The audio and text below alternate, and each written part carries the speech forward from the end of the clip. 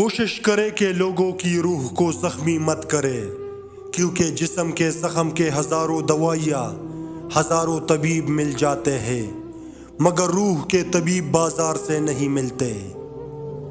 بے حسی کے ہلے یا نا قدری، مگر انسان نے ہمیشہ اپنے خیر خواہ کو اس کے چلے جانے کے بعد پہچانا ہے۔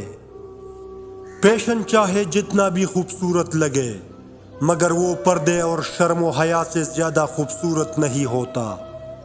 جو لوگ آپ کی برائی کرتے ہیں انہیں کرنے دو، کیونکہ برائی وہی کرتے ہیں جو برابری نہیں کر سکتے۔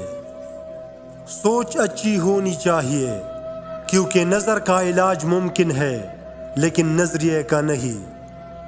بات نہ کرنے سے رشتے نہیں ٹوٹتے، رشتے تو تب ٹوٹ جاتے ہیں جب دل کو ایک دوسرے کے بنا صبر آ جائے۔ ہم میں سے زندہ وہی رہے گا جو دلوں میں زندہ رہے گا، اور دلوں میں زندہ وہی رہتے ہیں جو خیر بانٹتے ہیں، محبتیں بانٹتے ہیں، آسانیاں بانٹتے ہیں۔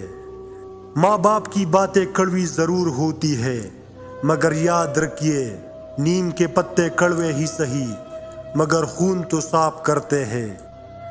وہ کبھی ڈرا ہی نہیں مجھے کونے سے، وہ کیا افسوس کرے گا میرے نہ ہونے کا۔ زندگی کی محفل میں جب صبر آتا ہے تو بے شمار گناہ اٹھ کے چلے جاتے ہیں۔ دنیا میں سب سے زیادہ سکون اکیلے میں اللہ سے بات کرنے میں ہے۔ جو دل کے سچے ہوتے ہیں وہ اکثر تنہا ہوتے ہیں۔ آپ کو دل سے پسند کرنے والے شخص کی پہچان ان دو نشانیوں سے ہوتی ہے۔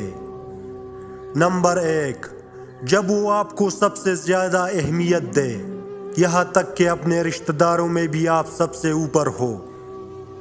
نمبر 2، وہ جب بھی جہاں بھی آپ کو دیکھے تو اس کے چہرے پر مسکراہٹ آ جائے اور اسے خوشی محسوس ہو۔ مخلص رشتوں کو مجبوری میں ضائع نہ ہونے دو، کیونکہ مجبوری تو ختم ہو جائے گی لیکن رشتے دوبارہ نہیں ملیں گے۔